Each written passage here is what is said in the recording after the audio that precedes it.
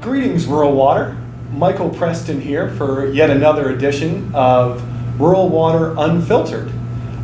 This morning we're here in Tulsa, Oklahoma for our annual in-service training, and I have a special guest with us. Her name is Susan Bro. She works for the Maine Rural Water Association as a source water protection specialist. Good morning, Susan. Good morning, Michael. Thanks for being here. I've invited Susan on the broadcast here today to discuss some of the processes and some of the merits behind drinking water, source water protection. And I think the first question I have for you, Susan, this morning is why is drinking water source protection important? It's a great question, Michael. So drinking water source protection is important because if we don't protect sources, chances are sooner or later they would get contaminated, particularly with development and encroachment on sources. Okay. So in the past, communities would put their water sources, their drinking water sources, far away from city centers, far away from activities, just so that they would stay safe and clean. And as development encroaches on the sources, which is something that we're seeing in Maine, we just have to think about how we're managing the land around drinking water sources just to make sure that we don't contaminate them. Well, that leads me into my next question. What are some of the typical sources of contamination? So many of the things that we all use day to day, so petroleum products, fertilizers, septic systems can contaminate public water supplies or even private water supplies as well. So oftentimes it's a matter of how much. So low density development typically isn't a problem. Medium to high can be around a public water supply. Okay. So it's a matter of all of us thinking about what we're doing and how we're managing our activities and our land uses. All of us meaning private citizens or folks in the water industry, both? Everybody, anybody. Taxpayers in America? Absolutely. Okay, fair enough. Yeah. Well, okay, so thanks for laying the groundwork there. Now, what are some of the typical partners and collaborators when you're trying to put into place a source water protection plan? Who do you work with? And then, actually, on top of that, what are some of the steps you take to put that plan in place? Right. So one of the good things about protecting drinking water is that if you lay out where the public water supply is, people understand. It's sort of like motherhood and apple pie. They get it. That nobody wants to be the business that contaminates drinking water. Nobody wants to be the one who causes that. Right. So once people are clear on that, they're happy to jump in. So the folks that we typically have collaborate would be abutting property owners. So if there's a well here, typically there are a number of property owners around it. It's good to get them involved because A, you want them aware so that they can help you protect it.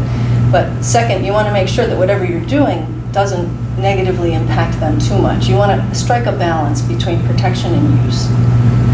So abutting property owners, municipal officials, folks from the public water supply, whether it's a general manager or superintendent, emergency responders are great because they're the ones, if there's a spill, if there's a rollover, they're the ones you're going to depend on, to call the public water supply or let them know to shut off the pumps.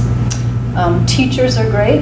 They can bring the message into the schools. Interesting. Good point. Other public officials like selectmen, mayors, things like that. Basically anyone who sort of has an interest and wants to get involved. And one of the things that I try to do is not just fill the table with my friends. In other words, if we decide we want to try to get an ordinance through, it's best to work with folks who aren't completely on board right up front so that you don't bring an idea into a public process and then have your legs cut out from underneath you. Sure. It's much better to work with folks collaboratively behind the scene and then approach a public process with something that most people are on board with. That is a really good point, because I think if you can work with everybody behind the scenes and then when everybody's well aware of the overarching goal that you're trying to achieve, you bring them all to the table, that's a smart strategy. Yeah. I work in Washington, the DC office, and we're very focused on proper strategy, so I appreciate that. Oh, good. When you're kind of devising a source water protection plan for, say, a budding homeowner or a new town, what's one of the biggest questions a local elected official could have for you? Right.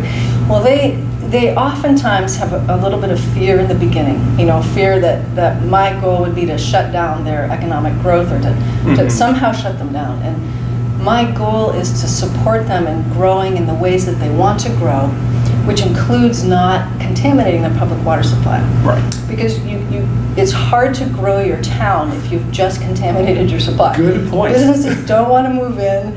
People are afraid to drink the water, and that stigma can last for decades. It can, there's a town in Maine 25 years ago, they had a contamination issue, and people still think of that as the town with contaminated water. It's got a reputation at that point. Exactly. So Jeez. I feel like my job up front is to kind of lay out the facts as to where their water comes from, but number two, reassure them that they know best what they want to do in their town. They know how they want to grow it, and again, my job is to support them getting there without paying another $1 million or $1.5 million to replace their public water supply. You find some cost-saving measures along the way. And you're right, I mean, the most viable, basic, fundamental necessity of any town is a drinking water source. That's right. And it wouldn't be a town without it. Right. So it's not a matter of don't do this, it's a matter of do this over here because your drinking water supply is here. Right. Yeah. Interesting. Well, that's good to know, and I think just having an open mind going into that process is key, because you never know where that elected official is going to be coming from, what their background is, and that's a good point. Now, Susan, you work with the Farm Service Agency, one of USDA's branches of government, and the source water protection program is vital to small community and water supplies in Maine. Can you tell me a little bit how the ag world is influenced by the work that you do? Mm-hmm. Certainly. So oftentimes, abutting property owners or folks out in the watershed or the source water protection area are producers, so that there's a lot of ag in these source protection areas, and they are among my favorite stakeholders because they, if anyone, get what we do. So they work for generations on their land to be sustainable and to produce, and that's what we're trying to do with our public water supplies. So they're sort of used to folks coming into town and telling them what to do. If I can help them get over that hump, that isn't my job to tell them what to do, but to support the whole community in protecting the water supply, they ultimately, better than anyone else, understand what we're trying to do, and they're right in, they jump right in. So we speak the same language and we have the same goals. That's great. There's a couple other questions I have written down here, but we've kind of gone off script a little bit, just having this conversation here. You mentioned earlier striking the delicate balance between supporting local growth and protecting the drinking water. Do you have an anecdote of how maybe that came, like in real life application, how that came to be? Was there a problem in a town that they just couldn't figure out how to fix their water source, but they weren't growing economically at the same time? Is there a contamination event with a gas station, I think many years ago? Okay. So a very small public water supply was set up to address the fact that just a handful of property owners had their wells contaminated. Mm-hmm. So this is kind of on the outskirts of town, and then they needed a new fire station. And one of the only places they could put it, of course, they wanted to locate it somewhere where they would have good access sort of to the city center or town center parts, and also to the rural areas of town. So right next to their well, there was a lot of open space. This seemed to be the perfect area. Right. So I got kind of a panicked call from the superintendent, can you come tomorrow to our meeting, because we're going to discuss where we're going to put the new fire station. Right. And I said, sure.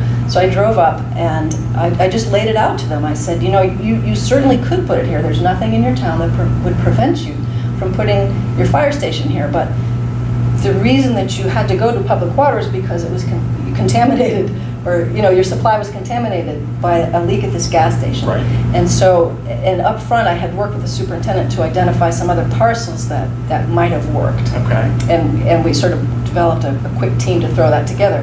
So I just said, if you can put this here instead, you've got the same access across town, but you're not running the risk of contaminating your well again. And did that fall on deaf ears? Or no, it didn't. The fire chief stood right up and said, wait, we don't want to put our fire station there. We're good. Susan, you can go home, Yeah. We're good. You did your duty. I did, I know. So again, oftentimes when you just sort of lay out the dynamics and the potential consequences, people understand, and nobody wants to be the one who has made the decisions that ends up contaminating their water. You gotta have that long-term vision when you put these plans in place, and because you make that mistake up front, it's not sustainable. Exactly. You saved the day up there. And I'm sure that's not the only place. I don't know. I hope not, but yeah. How often do you kind of go into towns and create a source water protection plan for them? Is this how many do you do a year? Is this? Well, under the program, so I work under USDA funding. Sure. And so we're required to do 3 a year. Okay. And, but I do a lot of sort of response stuff as well. You know, a town may come across something where they're trying to make a decision in terms of future development or something's happened. So they're the 3 that I do a year, but then I do whatever else comes up.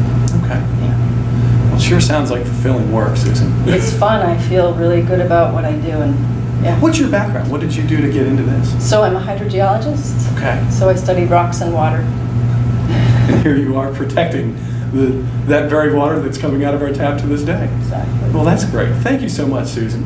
And I think that kind of wraps up this conversation about source water protection today. Thanks for watching. Please go check out the Water Pro community.